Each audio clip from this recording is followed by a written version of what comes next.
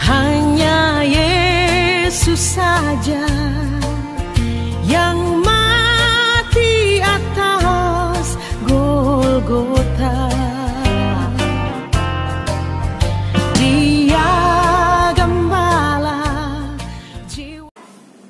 Puji nama Tuhan. Selamat pagi Bapak Ibu Saudara sidang jemaat semua yang dikasihi Tuhan. Bagaimana kabarnya pagi hari ini? Semua sehat diberkati Tuhan, amin. Kita pagi hari ini beribadah memperingati hari Paskah kebangkitan Tuhan Yesus Kristus.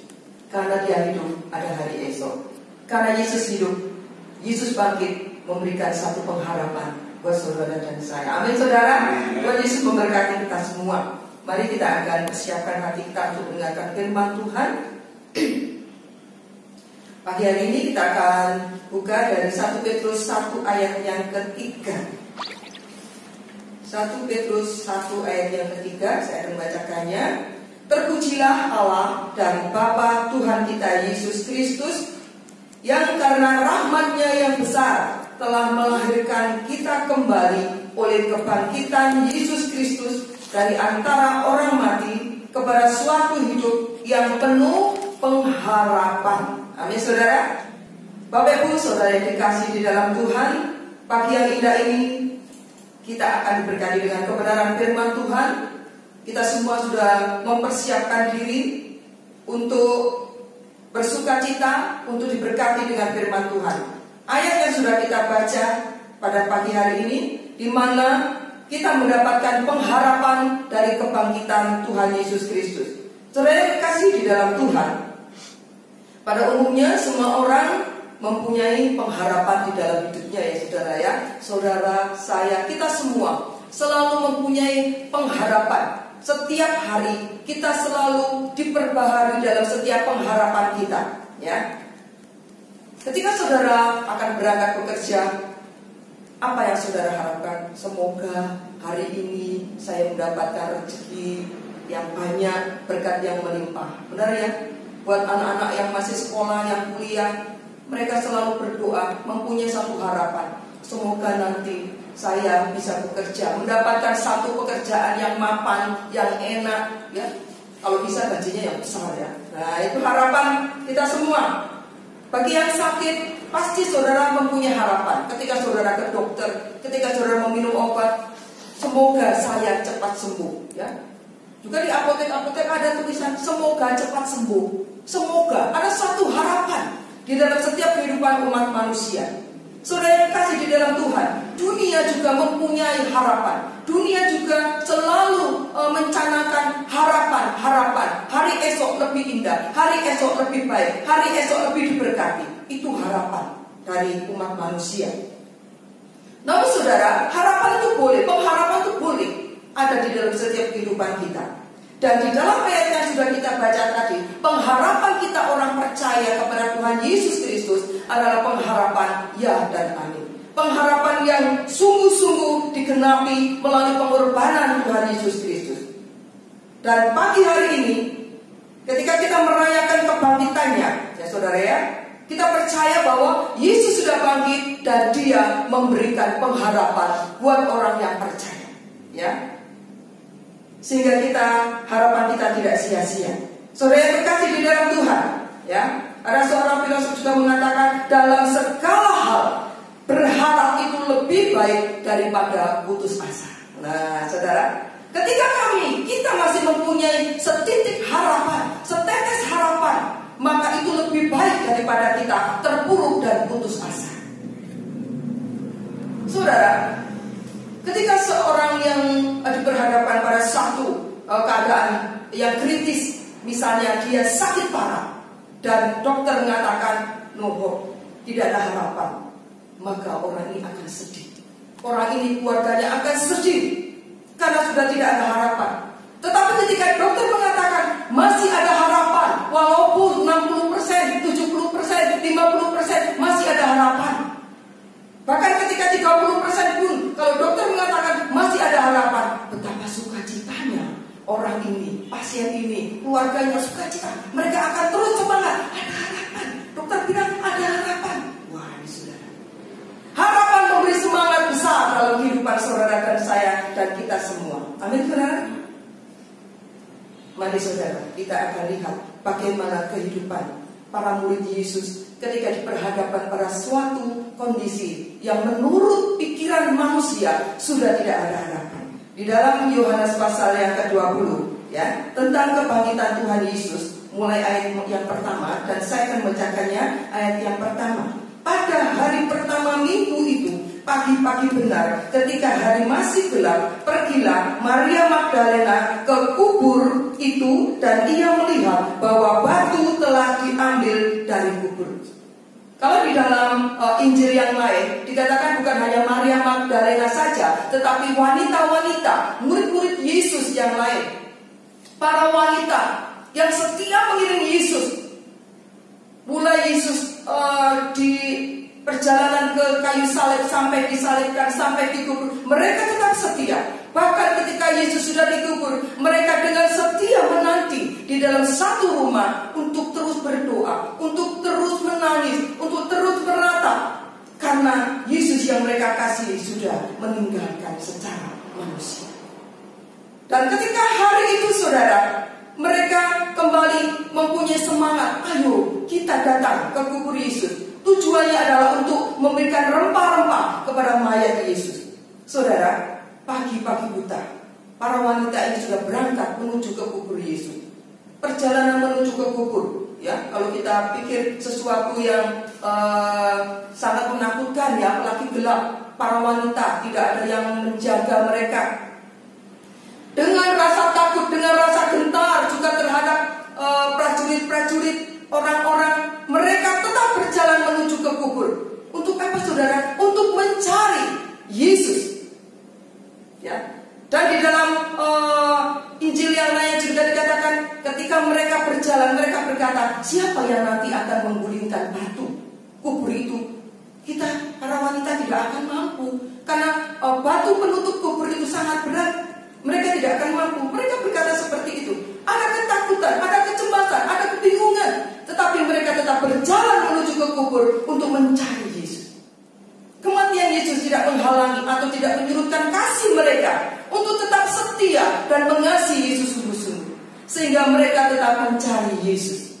Saudara, ada banyak orang ketika Yesus masih melayani, memberikan mujizat demi mujizat, banyak orang-orang datang berbondong-bondong, sehingga Tuhan mengatakan, kamu semua datang hanya untuk mencari roti, hanya untuk mencari mujizat.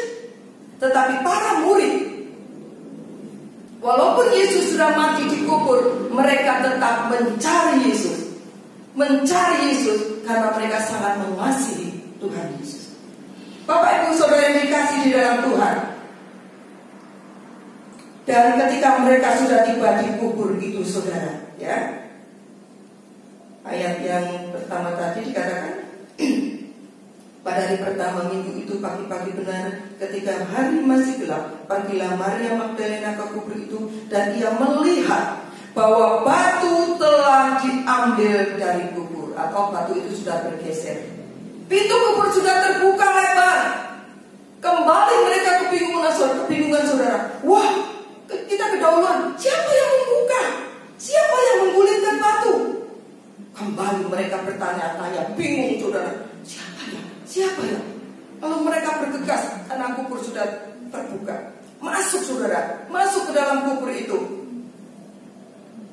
Mereka ingin segera bertemu dengan Yesus. Tetapi ketika mereka sampai di dalam, wah, ternyata mayat Yesus sudah tidak ada. Kembali mereka bingung saudara. Mayat Yesus sudah tidak ada. Bagaimana? Siapa yang mencuri? Saudara yang terkasih di dalam Tuhan, kembali mereka kebingungan.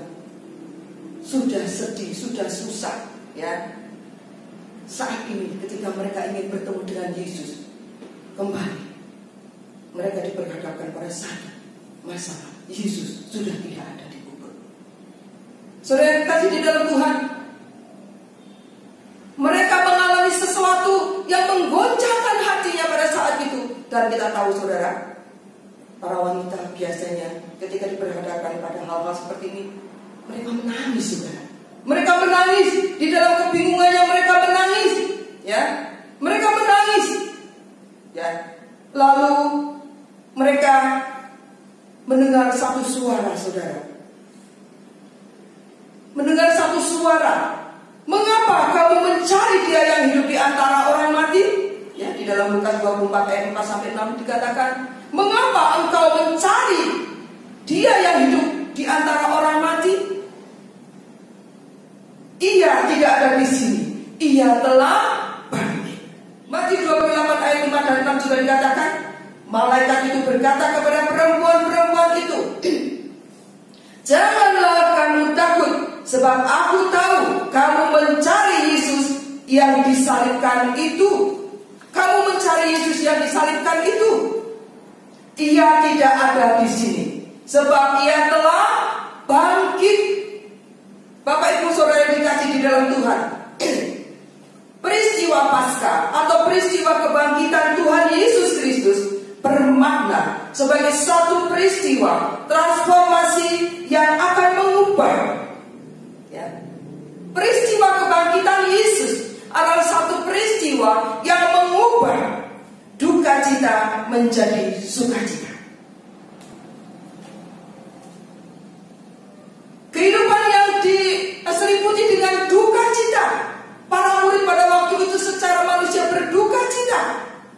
Apalagi ketika mereka sampai di kubur melihat bahwa mayat Yesus pun sudah tidak ada. Bertambahlah kedukaan mereka. Namun saudara, pada waktu itu mereka masih belum tahu bahwa Yesus sudah bangkit. Ketika malaikat itu mengatakan, apa engkau lupa apa yang dikatakan Yesus? Bahwa 3 hari kemudian Yesus akan bangkit. Saudara yang kekasih di dalam Tuhan, dalam Yohanes 20 ayat yang ke-20, atau saya akan bacakan mulai ayat yang ke-19 ya. Yohanes 20 ayat 19 mulai. Ketika hari sudah malam, pada hari pertama minggu itu berkumpullah murid-murid Yesus di suatu tempat dengan pintu-pintu yang terkunci, karena mereka takut kepada orang-orang Yahudi. Pada waktu itu datanglah Yesus dan berdiri di tengah-tengah mereka dan berkata, damai sejahtera bagi kamu. Dan sesudah berkata demikian, ia menunjukkan tangannya dan lambungnya kepada mereka. Murid-murid itu bersuka cita ketika mereka melihat Tuhan. Maka kata Yesus sekali lagi, damai sejahtera bagi kamu. Sama seperti Bapa mengutus aku, demikian juga sekarang aku mengutus kamu. Nah, Bapak Ibu Saudara yang dikasih di dalam Tuhan, tadi saya mengatakan bahwa kebangkitan Yesus mengubah duka cita menjadi sukacita. Saudara, para murid berkumpul di satu tempat. Pintu-pintu terkunci karena mereka merasa ketakutan. Mereka cemas, mereka galau, mereka bingung apa yang kita perbuat. Yesus sudah tidak bersama kita. Ya, mereka takut, saudara. Tuhan Yesus tahu. Tuhan Yesus Maha tahu karena Dia adalah Allah. Yesus adalah Allah yang Maha tahu. Apa yang sedang dihadapi para murid, Tuhan sangat tahu. Bapak Ibu Saudara yang dikasihi Tuhan, Tuhan Yesus juga tahu apa yang sedang kita hadapi pada saat ini. Apa yang ada di dalam hati saudara dan saya. Pengharapan apa yang saat ini sedang kita harapkan, saudara. Tuhan Yesus Maha tahu. Karena Dia adalah Allah yang hidup. Amin, saudara. Di dalam ayat ini dikatakan, sesudah Yesus menunjukkan tangan dan lambungnya kepada mereka, maka murid-murid itu bersuka cita ketika mereka melihat Tuhan. Saya bisa bayangkan bagaimana perasaan mereka saat itu, saudara. Ketika mereka melihat Tuhan yang berdiri di depannya, mereka seolah-olah dibangkitkan kembali semangatnya. Yesus hidup, Yesus hidup. Dikatakan mereka tersungkur, mereka menyembah, ya. Mereka tersungkur menyembah Yesus dengan satu perasaan yang penuh dengan sukacita besar, ya. Lalu saudara, kebangkitan Yesus juga mengubah orang-orang atau murid-murid yang putus asa menjadi hidup yang penuh dengan harapan, ya.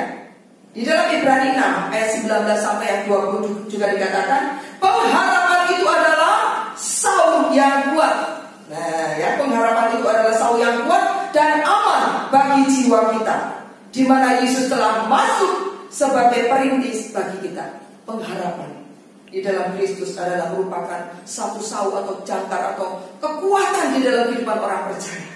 Ya, karena Yesus sudah mati dan bangkit bagi saudara dan saya, sehingga kita mempunyai harapan untuk hari esok kita.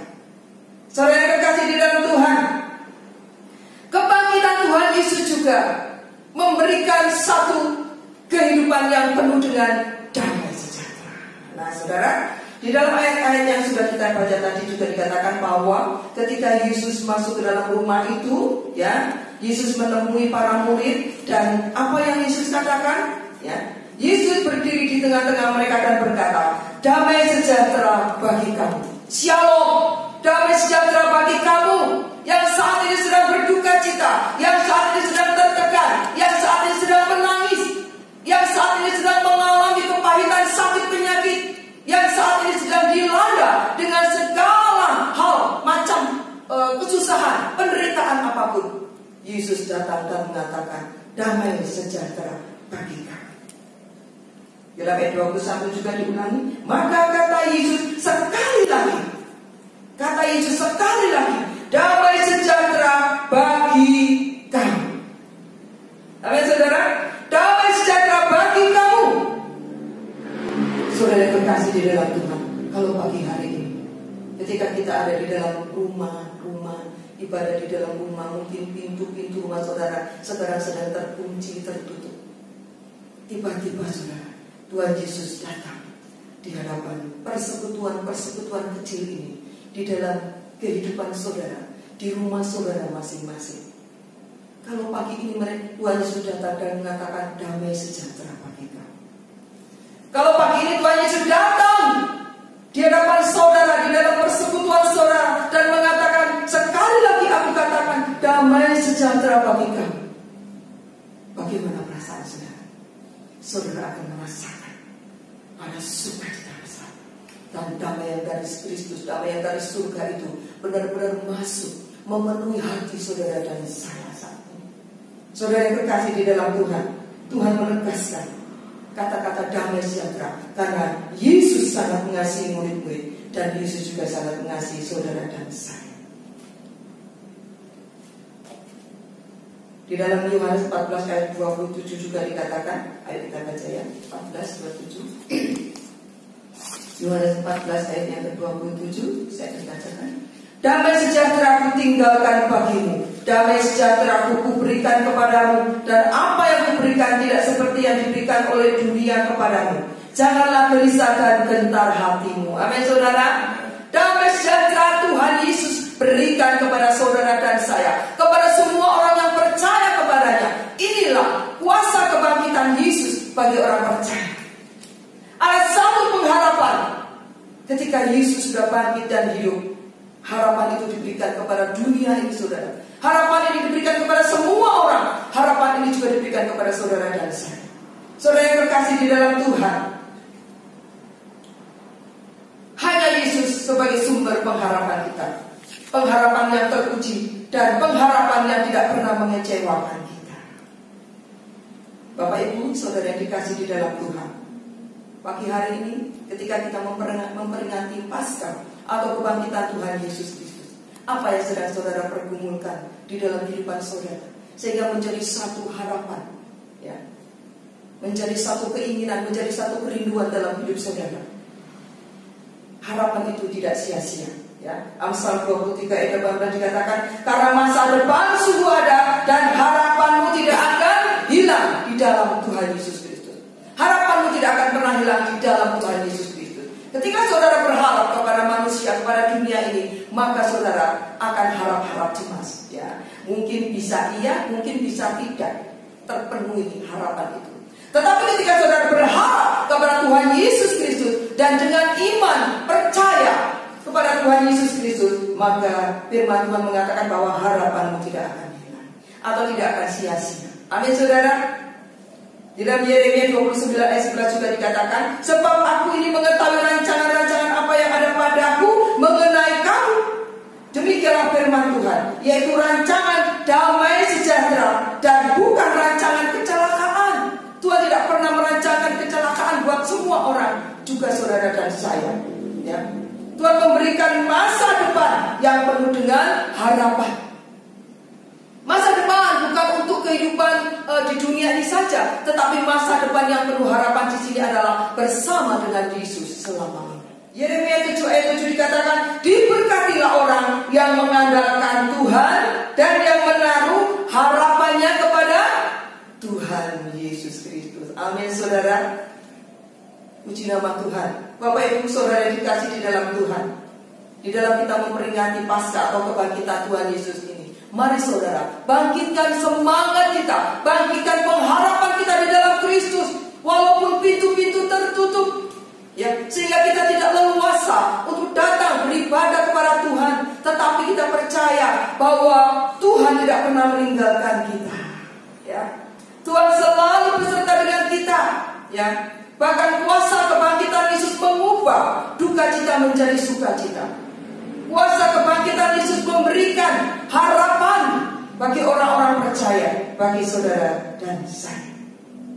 Pujian tadi mengatakan, sebab Dia hidup ada hari esok. Sebab Dia hidup, aku tidak gentar, karena aku tahu bahwa Yesusku itulah yang memegang hari esok. Kehidupan kita menjadi berarti karena Yesus hidup selama-lamanya. Puji nama Tuhan. Bapak Ibu saudara yang dikasih di dalam Tuhan, kita sebagai orang percaya, ya, kebangkitan Tuhan Yesus memberikan jaminan, pengharapan buat kita semua. Biarlah melalui renungan Paskah pagi hari ini, saudara, membawa kita tetap bersemangat, ya, semangat, bangkitkan iman kita, percaya kita kepada Tuhan Yesus Kristus lebih sungguh lagi, lebih sungguh lagi. Bangkitkan pengharapan kita. Kita tetap berpengharapan dan fokus kepada Tuhan Yesus Kristus. Bangkitkan kasih kita kepada Tuhan Yesus, sehingga kita mau lebih dalam lagi mengasihi Tuhan Yesus sampai selama-lamanya. Apapun yang terjadi di dalam dunia ini, kita mau tetap mengasihi Yesus, karena Dia terlebih dahulu sudah mengasihi saudara dan saya, mati di atas kayu salib, dan saat ini sudah bangkit, saudara. Kebangkitan dan kemenangan itu buat saudara dan saya. Puji nama Tuhan. Bapak Ibu saudara yang dikasih di dalam Tuhan, kita mempunyai harapan di dalam Tuhan. Harapan itu tidak sia-sia, karena Tuhan adalah Allah. Renungan firman Tuhan pada pagi hari ini, ya, kita mau bersama-sama datang kepada Tuhan, merenungkan betapa besarnya kasih Tuhan kepada kita, betapa besarnya kasih Tuhan kepada kita. Kepada siapa kita mau berharap? Hanya kepada Yesus saja. Kita hanya mempunyai satu harapan di dalam Tuhan Yesus Kristus. Yesus adalah harapan jiwaku. Yesus adalah pelepas dosaku. Yesus yang senantiasa memberikan jaminan buat saudara dan saya, baik sekarang ini bahkan selama-lamanya. Yesus, Dia